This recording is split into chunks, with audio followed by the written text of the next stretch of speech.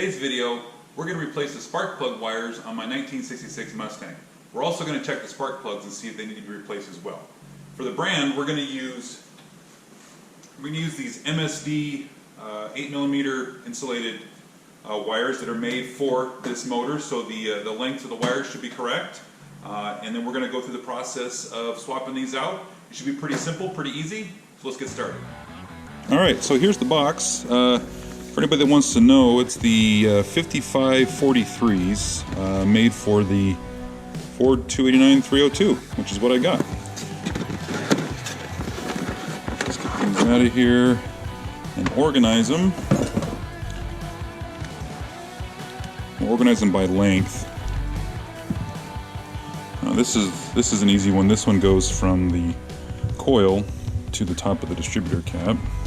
Okay, there isn't much difference in the length if we basically put all these together at this end and bring this down here. See, there's a couple of them that are longer, which is great because those will be the back of the motor. And then should be able to figure out which ones we're going to do. And the easiest way to do this is to just do one at a time, so you don't get the sequence or the order of them messed up. And this way it'll guarantee that if the motor was running before this, hopefully it's still running after this.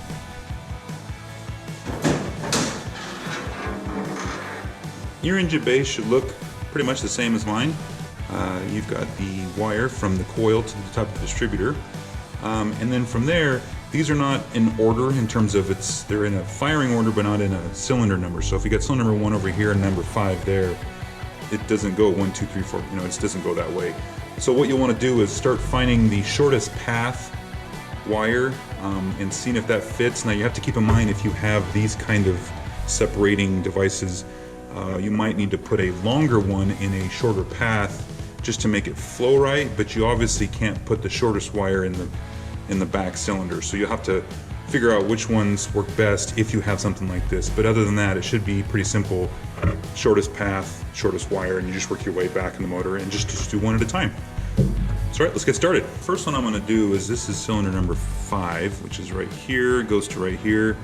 And just kind of laying this out, you can see that already it's got plenty of wire length, and this is the shortest wire. So if this one will reach, and I know I'm pretty good, I really don't want to use a longer one than that.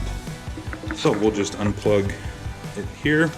And again, just doing one at a time, working your way through this. Keep you from getting these things mixed up and unorganized. In fact, let's see if we can route this a little bit differently.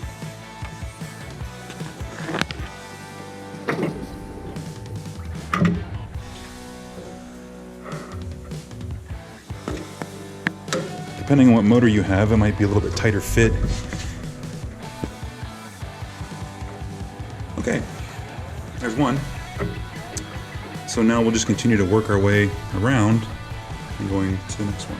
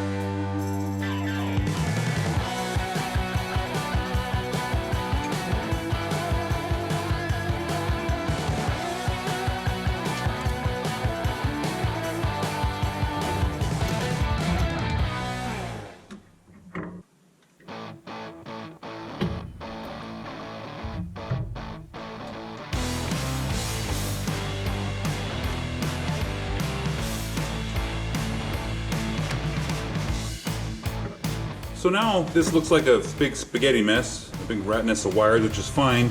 Before I go through and start organizing these and making the wires fit and tuck nice in the side, I want to fire up the motor and make sure that everything's plugged in right. I know that we followed the sequence, so we only did one at a time, but I want to make sure that all of the terminals are pushed in all the way. So let's, yeah, see, like that one was loose right there. So I just want to make sure that they're all pushed in, and then if everything fires up, then we can go from there and start organizing.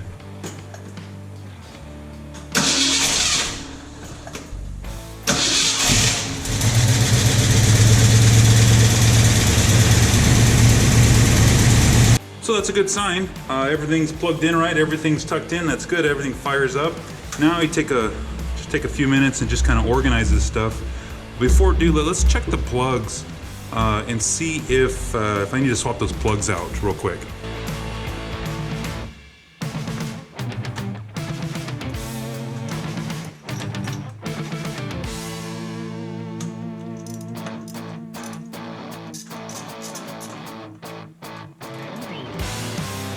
Alright, so looking at this plug, it's a little wet, but I know this car's running rich because of the way it's jetted. Probably just leave them for now. These things look fine. We'll just leave them in the car. I was going to put in some Autolite 45s. These guys here, these are kind of a standard replacement. I don't need anything that's hotter or colder or whatever the settings are for that stuff. But we'll just stick with the stock ones.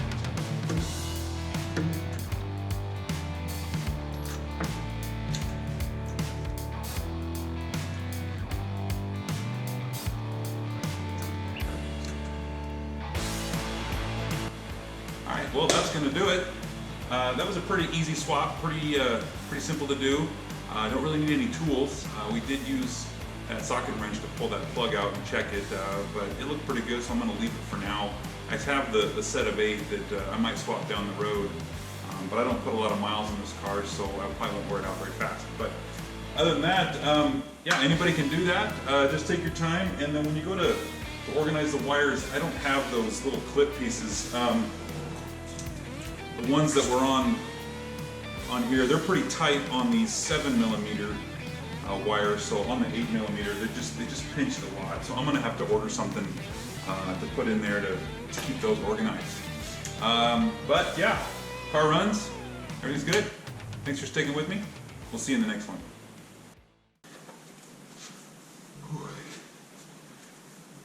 It's cold in here. Hi, my name's Andy. In today's video, we're gonna do we got an easy one for you. We're gonna do the spark plug wires. For this